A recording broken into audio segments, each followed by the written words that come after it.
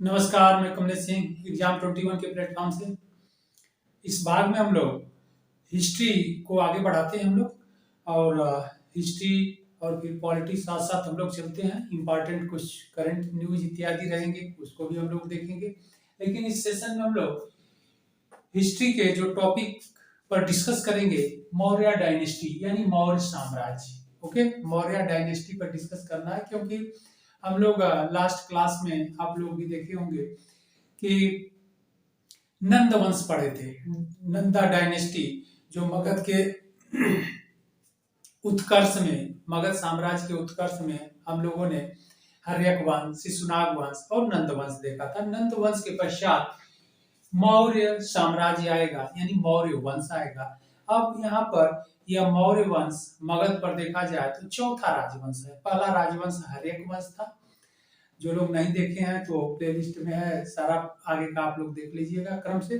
इसके बाद शिशुनाग वंश है, इसके बाद नंद वंश है और चौथा मौर्य वंश है और उसी के नाम पर मौर्य डायनेस्टी या मौर्य साम्राज्य पड़ा।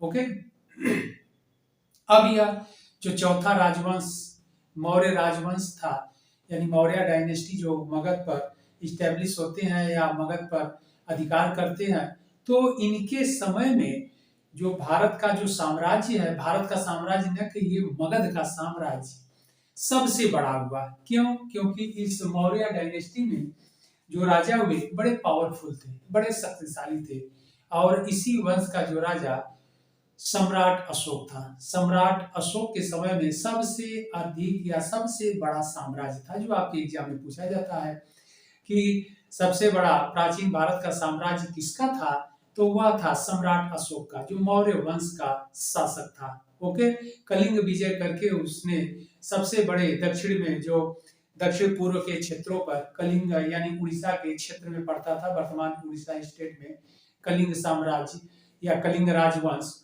उसको विजित करके मौर्य डायनेस्टी या मौर्य साम्राज्य में मिला लिया था। ओके, जिसका उल्लेख उसके अभिलेख के शिलालेख के 13वें शिलालेख पर मिलता है, उसके अभिलेख के 13वें शिलालेख में मिलता है। ओके, जो आपसे एग्जाम में बार बार पूछा जाता है। तो आइए इस मौर्य साम्राज्य चौथा जो वंश है, डायनेस्टी है, इस पे कौन कौन राजा थे इसको हम लोग देख लेते हैं, क्योंकि क्रम भी जानना जरूरी है। क्रम नहीं जब आप जानते हैं तो फिर राजाओं के बारे में पढ़ने में थोड़ा दिक्कत होता है कि कौन राजा कब था, कौन राजा कब था।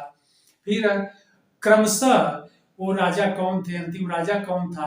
तो आप एक दो राजाओं के बारे में, संस्थापक के बारे में बस जान पाते हैं, अंतिम राजा के बारे में जान पाते हैं, या अथवा बीच के एकाक जो पावरफुल रूलर हैं या राजा हैं, शासक हैं, उनके बारे में ही जान पाते हैं। तो एक सिस्टमेटिक क्रम या तरीका जो पढ़ने का होता है तभी समझ में बातें आती हैं। तो उसके अकॉर्डिंग हम आप लोगों को पहले मौर्य साम्राज्य के जो राजा हैं उन राजाओं के बारे में हम लोग देख लेंगे, कौन राजा कब से कब तक शासन किए। ओके, तो मौर्य साम्राज्य या मौर्य डायनेस्टी का जो समय काल है, टाइम पीरियड है 322 से 184 ईसा पूर्व। ये आप जानते रहिएगा, इनका टाइम पीरियड 322, कहीं कहीं आपको 323 भी मिलेगा तो कोई बात नहीं है पुराणों के अनुसार।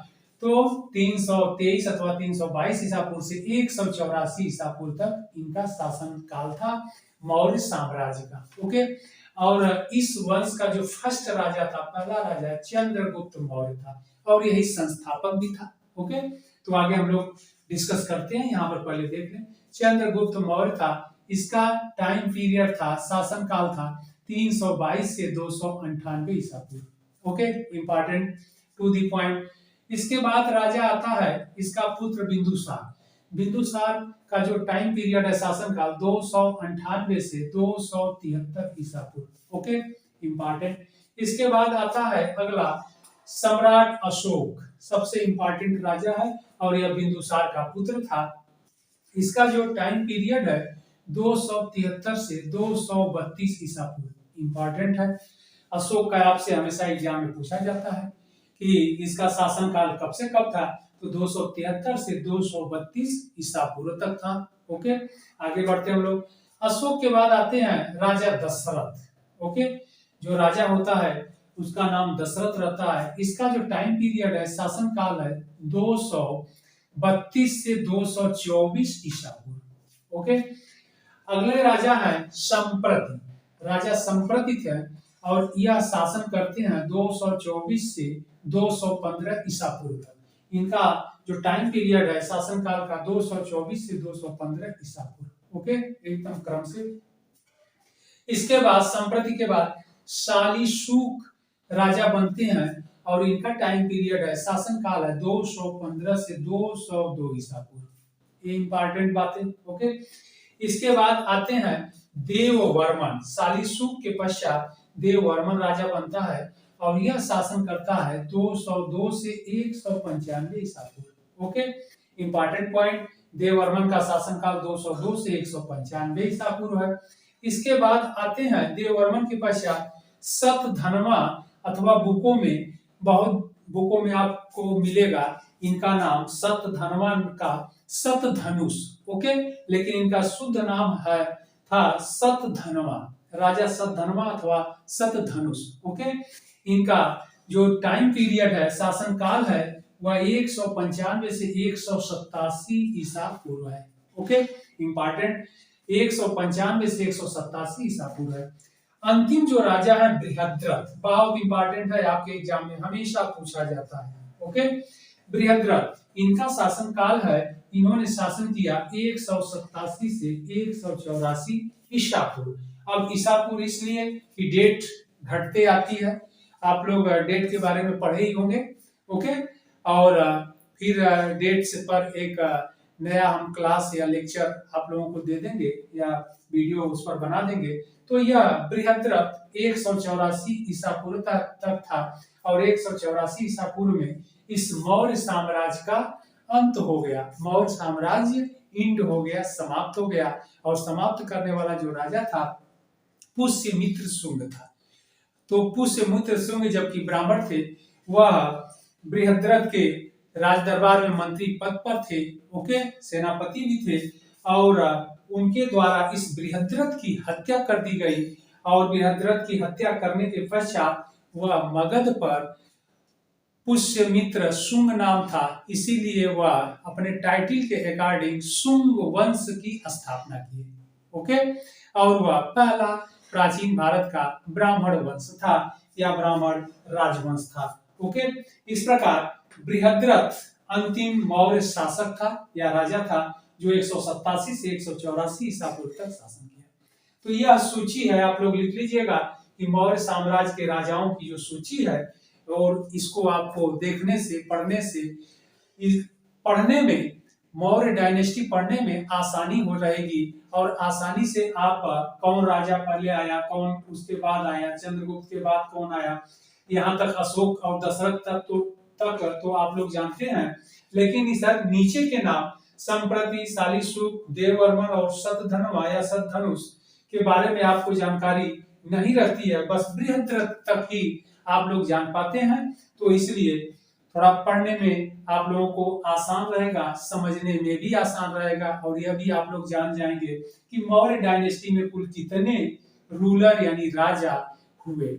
ओके, तो अब हम लोग आते हैं एक एक राजाओं को देख लेते हैं, सारे इंपॉर्टेंट पॉइंट उनसे जो रिलेट है, संबंधित है, उनको हम लोग देख लेते हैं। ओके, मौर्य वंश के संस्थापक जो पहले राजा हैं उन पर हम लोग अब डिस्कस कर लेते हैं, विस्तृत डिटेल डिस्कस कर लेते हैं। तो वह पहले राजा हैं चंद्रगुप्त मौर्य। ओके, जिनका शासन काल था 322 से 298 ईसा पूर्व यानी बीसी। ओके, तो 298 ईसा पूर्व अथवा बीसी बिफोर क्राइस्ट।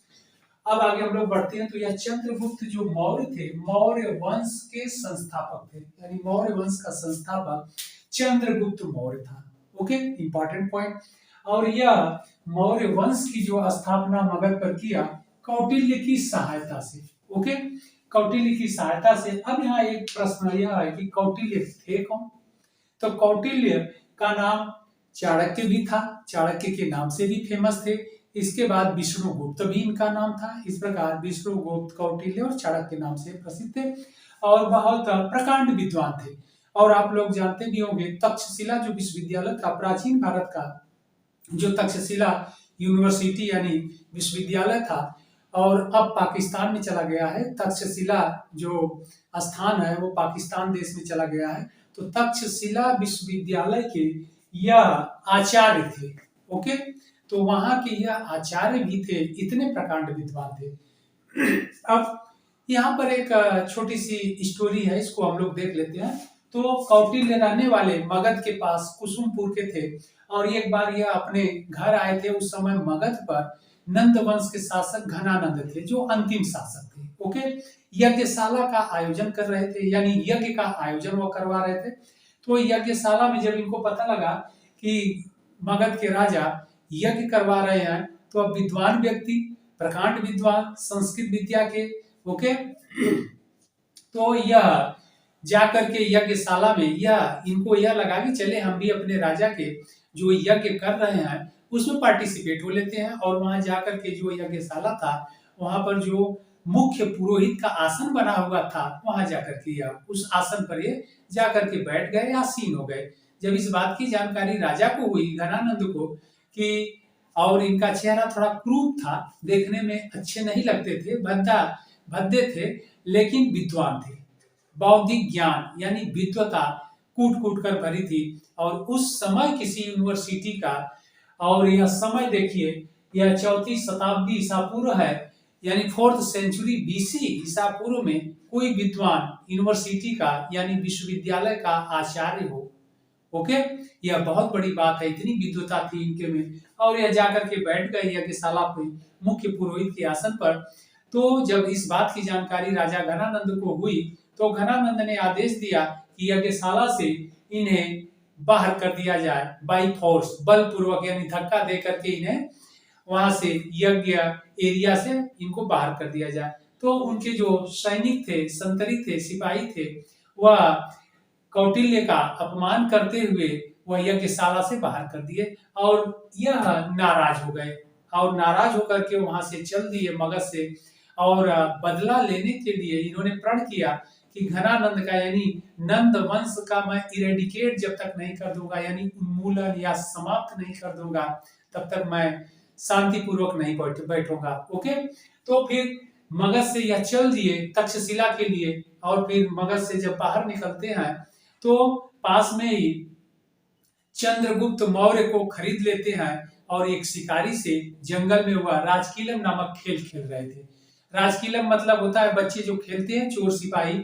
और यह चंद्रगुप्त मौर्य राजा का जो रोल अदा कर रहा था और जस्टिस, न्याय कर रहा था। ओके, तो जब यह बात देखे तो इनको लगा कि चंद्रगुप्त मौर्य के भविष्य में इस तरह का दिख रहा है कि यह राजनयन करेगा, यानी राजा बनने का इसके में क्वालिटी दिख रही है, गुण दिख रहा है। इसलिए उस शिकारी से 1000 करसापड़ में इस चंद्रगुप्त मौर्य को खरीद करके लेकर के तक्षशिला चले गए और तक्षशिला ले जाकर के इसे सैन्य शिक्षा में प्रवीण किए, यानी सैनिक शिक्षा दिए, अस्त्र शस्त्र की शिक्षा दिए। और वहां पर एक विशाल सेना चंद्रगुप्त मौर्य के नेतृत्व में संगठित किए और फिर चंद्रगुप्त मौर्य के साथ मगध पर आक्रमण कर दिए। ओके, और मगध पर आक्रमण करके मगध वंश के जो राजा थे अंतिम, घनानंद अथवा घननंद को पराजित कर नंद वंश का समाप्त कर दिए। ओके, या नंद वंश का इन्होंने मगध से समापन कर दिया और चंद्रगुप्त मौर्य के नेतृत्व में मगध में नंद वंश का अंत हो गया और फिर उसके स्थान पर मौर्य साम्राज्य की स्थापना हुई और पहले राजा चंद्रगुप्त मौर्य बने। ओके, और फिर कौटिल्य जी जो थे, चाणक्य थे, इनके अमात्य बने, यानी प्रधानमंत्री बने। ओके, और सारी प्रशासनिक व्यवस्था को सुव्यवस्थित उन्होंने किया। और फिर अब आगे हम लोग बढ़ते हैं। तो कौटिल्य की यही विशेषता थी कि यह तक्षशिला के आचार्य थे और इनकी सहायता से, सहयोग से यह चंद्रगुप्त मौर्य जो है, यह मौर्य साम्राज्य की स्थापना मगध पर किया। ओके, आगे बढ़ते हैं। चंद्रगुप्त मौर्य के नाम को लेकर के जो यूनानी जो विद्वान है, यात्री है, वह चंद्रगुप्त मौर्य का नाम सेंड्रोकोटस बताते हैं। यह इंपॉर्टेंट है, सेंड्रोकोटस। और कौन कौन बताते हैं? एरियन, स्ट्रैबो और जस्टिन। तो यूनानी विद्वान एरियन, स्ट्रैबो और जस्टिन चंद्रगुप्त मौर्य का नाम सेंड्रोकोटस बताते हैं। ओके, अब आगे चल करके अंग्रेज विलियम जोन्स सेंड्रोकोटस की पहचान चंद्रगुप्त मौर्य से किया है कि जो सेंड्रोकोटस राजा था वह चंद्रगुप्त मौर्य ही था। ओके, अब आगे हम लोग बढ़ते हैं। चंद्रगुप्त मौर्य के जन्म को लेकर के या जाति को लेकर के बड़ा ही विवाद है। ओके, कुछ लोग मानते हैं कि इनकी माता शूद्र थी। ओके, इसलिए यह शूद्र वंश से बिलोंग करते थे। कुछ लोगों का मानना है कि वैश्य वर्ण से बिलोंग करते थे। कुछ लोगों का जैन और बौद्ध धर्म ग्रंथों में इन्हें क्षत्रिय वर्ण का बताया गया है। तो एटलीस्ट इस विवाद में नहीं पड़ना है आप लोगों को, बस इतना जानते रहिए कि चंद्रगुप्त मौर्य अंत में जो डिसीजन आता है, अंतिम निष्कर्ष, उस पर हम चलते हैं कि चंद्रगुप्त मौर्य को क्षत्रिय वंश का ही माना गया है। ओके, तमाम विचार या वैचारिक मतभेद के बाद जो अंत में डिसीजन निकलता है वह यह निकलता है कि चंद्रगुप्त मौर्य क्षत्रिय वर्ण का था। ओके, आगे बढ़ते हैं हम लोग। और जो मौर्य टाइटल लगी है नाम के साथ, तो ऐसा माना जाता है कि यह जिन क्षेत्रों के रहने वाले थे उन क्षेत्रों में मोर अधिक रहते थे, इसके आधार पर मोरी कह के पुकारा जाता था और यह मौर्य टाइटल हो गई।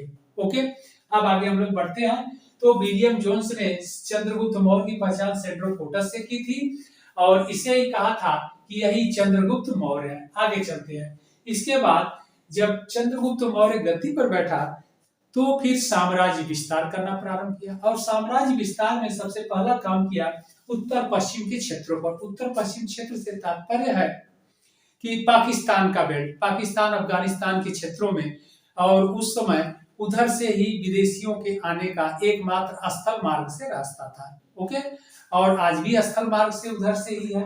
तो इन्होंने साम्राज्य विस्तार किया और साम्राज्य विस्तार उत्तर पश्चिम के क्षेत्रों में, क्योंकि जब घनानंद थे और सिकंदर को हम लोग पढ़े तो सिकंदर झेलम नदी तक आ चुका था, सप्त संध्या प्रदेश तक, चेनाब और झेलम नदी तक, झेलम यानी कि दस्ता नदी के पास उसने पोरस से युद्ध किया और फिर वहां से वापस चला गया था। ओके, उसके आगे नहीं आया। तो मगध पर नंद वंश के राजा थे, तो जब वापस गया तो वह अपने सेनापतियों की नियुक्ति कर दी और जब चंद्रगुप्त मौर्य गद्दी पर बैठा तो सिकंदर का जो सेनापति उस समय था सेल्यूकस निकेटर था। ओके, सेल्यूकस के नाम से ज्यादा फेमस है, पूरा नाम सेल्यूकस निकेटर था। तो चंद्रगुप्त मौर्य ने सबसे पहले 305 ईस्वी में उत्तर पश्चिम क्षेत्रों पर ही आक्रमण करके वहां से यूनानियों के अधीन यानी जो क्षेत्र था उस पर विजय प्राप्त की। तो 305 ईस्वी में आक्रमण किया और सेल्यूकस निकेटर पराजित हुआ और फिर सेल्यूकस निकेटर ने चंद्रगुप्त मौर्य से ट्रीटी कर ली यानी संधि कर लिया। ओके, और संधि कर लिया तो संधि में क्या दिया? पहला पॉइंट है 4 प्रांत उसके अधीन जो थे मगध राजा को दे दिया, यानी चंद्रगुप्त मौर्य को 4 प्रांत मिले। Number 1 Kabul, number 2 Kandahar, number 3 Herat और नंबर 4 बलूचिस्तान और मकरान का बेल्ट। ओके, यह 4 प्रांत मिल गया चंद्रगुप्त मौर्य को। इसके बाद सबसे बड़ी उपलब्धि थी कि जो सेल्यूकस निकेटर की जो पुत्री थी हेलेना, उसका विवाह चंद्रगुप्त मौर्य के साथ किया गया, यानी यूनानी राजकुमारी से विवाह करने वाला प्राचीन भारत का पहला राजा चंद्रगुप्त मौर्य था। बहुत इंपॉर्टेंट है बातें, फैक्ट्स, तथ्य एग्जाम के लिए भी इंपॉर्टेंट है कि यूनानी राजकुमारी से विवाह करने वाला प्राचीन भारत का पहला राजा चंद्रगुप्त मौर्य, हेलेना से वह विवाह किया। ओके, आगे चलते हैं। तीसरा जो पॉइंट है, सेल्यूकस निकेटर का जो राजदूत थे मेगास्थनीज, ओके, इनको मगध यानी चंद्रगुप्त मौर्य के राज दरबार में भेजा। कौन भेजा? सेल्यूकस ने भेजा। Okay, important point. इसके बाद एक पॉइंट और है कि चंद्रगुप्त मौर्य ने अब क्या किया भाई? चंद्रगुप्त मौर्य ने अब क्या किया कि 3 चीज तो 4 प्रांत ले लिया सेल्यूकस से, उनके पुत्री हेलेना से विवाह किया और उनका जो एम्बेसडर थे, राजदूत थे मेगास्थनी को मगध में स्थान दिया यानी मगध भेजे। इसके बाद चंद्रगुप्त ने 500 एलिफेंट यानी 500 हाथी सेल्यूकस को उपहार स्वरूप दिया, भेंट दिया। ओके, तो यह कंडीशन था इस सेल्यूकस निकेटर से जो ट्रीटी हुई थी संधि, तो इस संधि में इतनी बातें थी, एग्जाम के लिए इंपॉर्टेंट है, आपसे पूछा जाता है कि हेलेना से किस राजा का विवाह हुआ था, तो चंद्रगुप्त मौर्य का हुआ था, जो फाउंडर है मौर्य वंश का संस्थापक। ओके, इसके बाद अगला युद्ध देखते हैं। भारत के उत्तर पश्चिम क्षेत्रों पर, गुजरात के क्षेत्रों पर आक्रमण किया और उसे विजित किया। और इस युद्ध के बारे में जानकारी जूनागढ़ इंस्क्रिप्शन यानी अभिलेख से मिलता है। ओके, इंपॉर्टेंट क्वेश्चन, जूनागढ़ अभिलेख हमेशा पूछा जाता है और जूनागढ़ अभिलेख से मिलता है। और इस अभिलेख से पता चलता है कि यहाँ का प्रांतपति चंद्रगुप्त मौर्य इस क्षेत्र को जीतने के पश्चात यहाँ का जो प्रांतपति यानी गवर्नर बनाया था, नियुक्त किया था, पुष्य गुप्त को बनाया था। तो पुष्य गुप्त को यहाँ का गवर्नर बनाया था और चंद्रगुप्त मौर्य ने इस सौराष्ट्र क्षेत्र का यानी गुजरात क्षेत्र में पेयजल और सिंचाई की सुविधा के लिए सुदर्शन झील का निर्माण करवाया। यह बहुत इंपॉर्टेंट है, यानी चंद्रगुप्त मौर्य, शासक चंद्रगुप्त मौर्य के आदेश पर पुष्य गुप्त ने, जो इनका गवर्नर था, इसने सुदर्शन झील का निर्माण करवाया। और इस बात की जानकारी जूनागढ़ अभिलेख से मिलती है। ओके, तो जूनागढ़ अभिलेख से मिलता है कि सुदर्शन झील का निर्माण चंद्रगुप्त मौर्य के समय में पुष्य गुप्त, जो वहां का प्रांतपति था, गवर्नर था, वह सौराष्ट्र प्रांत के नाम से जाना जाता था उस समय गुजरात, वहां पर इसका निर्माण करवाया सुदर्शन झील का। ओके, और इस बात की जानकारी जूनागढ़ अभिलेख से मिलती है। एग्जाम में हमेशा आपसे पूछा जाता है कि जूनागढ़ सुदर्शन झील का निर्माण किसने करवाया, इसकी जानकारी कहाँ से मिलती है, तो जूनागढ़ अभिलेख से। उस समय चंद्रगुप्त मौर्य का प्रांतपति कौन था, तो पुष्य गुप्त था। ओके, ये इंपॉर्टेंट बातें। अब आ जाते हैं अगले पॉइंट पर, तीसरे नंबर पर आ जाते हैं हम लोग, दक्षिण भारत में आक्रमण। तो दक्षिण भारत पर आक्रमण भी इन्होंने किया और दक्षिण भारत पर आक्रमण किया, इस बारे में जानकारी तमिल ग्रंथ से मिलती है, तमिल ग्रंथ के अहनानूर और पुरनानूर से। ओके, वह तमिल भाषा में था, तो तमिल लैंग्वेज में तमिल ग्रंथ से मिलता है। और उस समय चंद्रगुप्त मौर्य का समकालीन राजा मोहर था। ओके, तो राजा मोहर था, राजा मोहर को पराजित किया और दक्षिण भारत पर अधिकार कर लिया। लेकिन दक्षिण भारत के कुछ क्षेत्रों पर यह अधिकार नहीं कर पाया था, जैसे चेर, चोल, पांड्य और सारीपुत्र, जो यह क्षेत्र एकदम सुदूर दक्षिण में थे, यह सुदूर दक्षिण में था। यह चेर, चोल, पांड्य और सारीपुत्र, केरलपुत्र, तो यह पश्चिम और पूरब के तट पर यह अधिकार नहीं कर पाया था। इन क्षेत्रों पर चेर, चोल, पांड्य और सारीपुत्र थे केरल के क्षेत्रों में। और इसके बाद उड़ीसा के क्षेत्रों में कलिंग राज्य पर भी अधिकार यह नहीं कर पाया था, लेकिन फिर भी साउथ के क्षेत्रों पर भी इसने राजा मोहर को पराजित करके इसके अधीन जितने क्षेत्र थे उस पर अधिकार कर लिया। इस प्रकार चंद्रगुप्त का मौर्य का एक विस्तृत साम्राज्य हो गया। ओके, और उसकी एक सुव्यवस्थित प्रशासनिक व्यवस्था को कौटिल्य यानी चाणक्य के सहयोग से इसने स्थापित किया। ओके, तो कौटिल्य का बहुत ही बड़ा योगदान रहा है इस मौर्य साम्राज्य के स्थापना में, इस बात को ध्यान रखना पड़ेगा। ओके, और एक विद्वान व्यक्ति थे, इसलिए इनकी सहायता से चंद्रगुप्त मौर्य ने एक सुव्यवस्थित प्रशासनिक व्यवस्था को सेटअप किया, स्थापित किया। ओके, आगे बढ़ते हैं। अब आगे क्या हुआ, चंद्रगुप्त मौर्य अपने शासन काल के अंतिम समय में, ऐसा माना जाता है कि मगध के क्षेत्रों में 12 वर्ष तक अकाल पड़ गया। ओके, ठीक है, ये बातें तो अलग है, 12 वर्ष तक अकाल पड़ा था। लेकिन इस दौरान इसने क्या किया कि जैन जो साधु थे, यानी जैन भिक्षु या जैन सेंट सन्यासी मोनकर, भद्रबाहु जैन साधु जो भद्रबाहु थे, इनके संपर्क में आकर के यह जैन धर्म को अडॉप्ट कर लिया। ओके, चंद्रगुप्त मौर्य जैन धर्म को अडॉप्ट कर लिए और ऐसा पता लगता है कि मगध के क्षेत्रों में 12 वर्ष तक अकाल पड़ा और उसी दौरान भद्रबाहु के साथ चंद्रगुप्त मौर्य राजपाट छोड़ करके और राजपाट अपने बेटे को सौंप करके बिंदुसार को दे करके भद्रबाहु के साथ दक्षिण भारत चले गए और दक्षिण भारत में श्रवणबेलगोला नामक स्थान पर चले गए। वर्तमान में यह श्रवणबेलगोला कर्नाटक राज्य में पड़ता है। ओके। और श्रवण बेलगोला के पास चंद्रगिरी की जो पहाड़ी है, उस पहाड़ी पर जाकर के सलेखना विधि, सलेखना विधि क्या होता है भाई? सलेखना विधि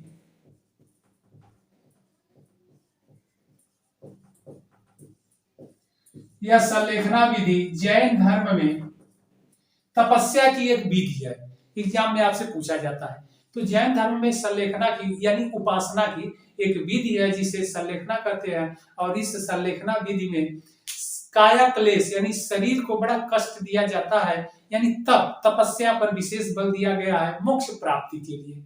ओके, तो मोक्ष प्राप्ति का मार्ग भी आप कह सकते हैं कि सलेखना एक प्रकार की विधि है जो जैन धर्म में है, जिसके द्वारा कठोर या कठिन तपस्या के द्वारा मोक्ष की प्राप्ति का एक मार्ग है, साधन है।